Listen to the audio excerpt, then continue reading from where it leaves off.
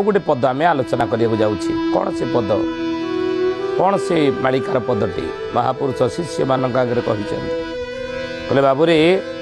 अदीन रे पुणी नई बड़ी हेब प्राणी जेओ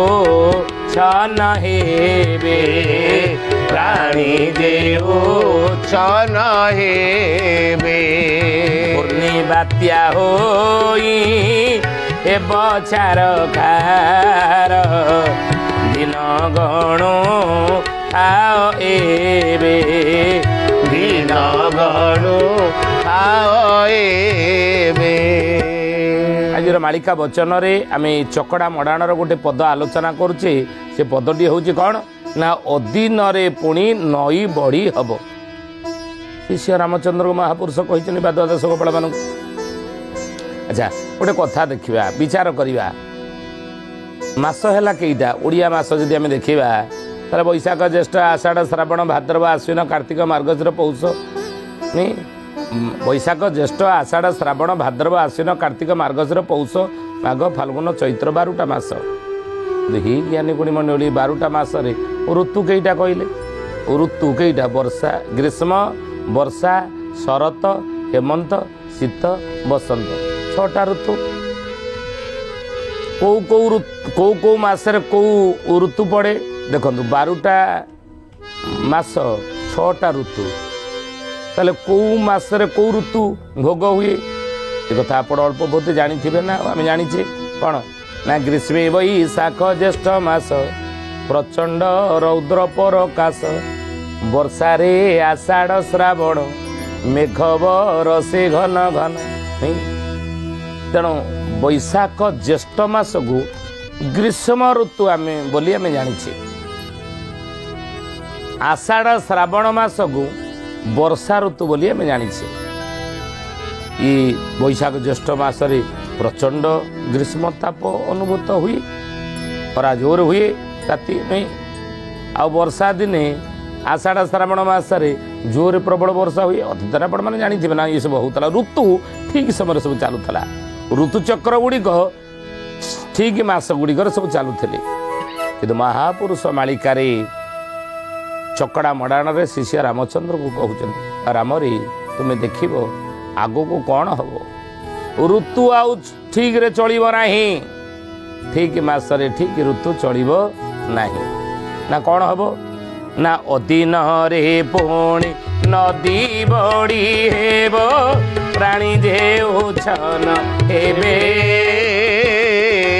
पूर्णी बात्या होई ए बछार खार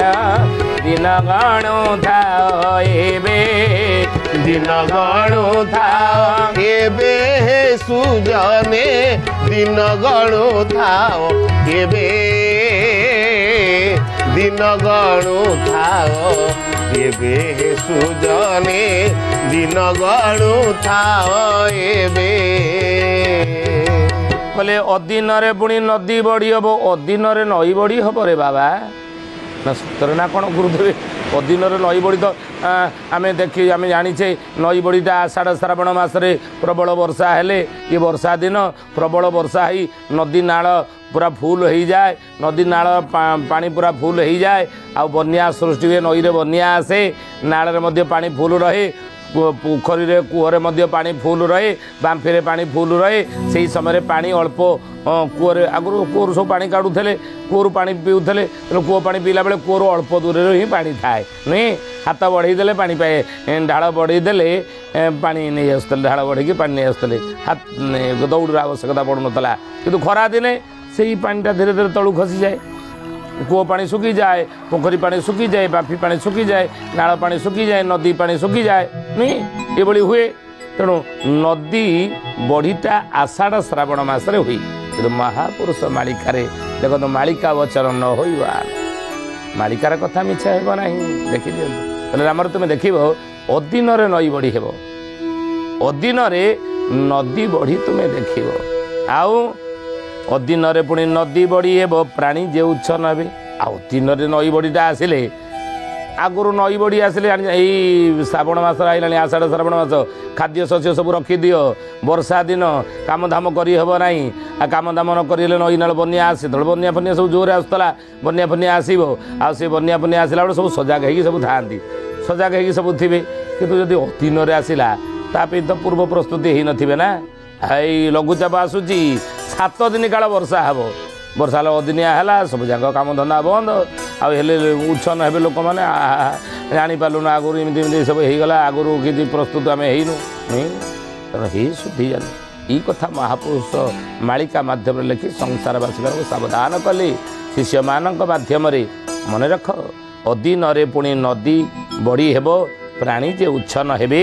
घूर्णी बात्या होई हेब छारकार दिन गणुथा अदिन सब हम रे बाबा खाली अदिन जदि ऋतुचक्र परिवर्तन हो गला ऋतुचक्र वर्षा दिन वर्षा होनी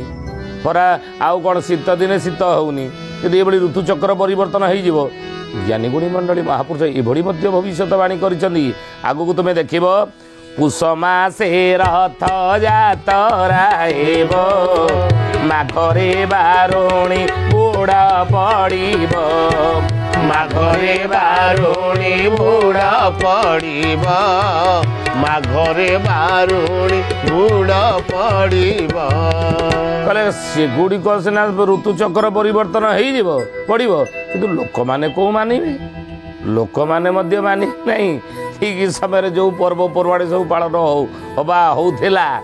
पड़ूला से मैंने पालन लोक मैंने कलिजुगर करुले से परा करेनि कौन करेनि आगू ना ये पुष मासे रथ यात्रा हम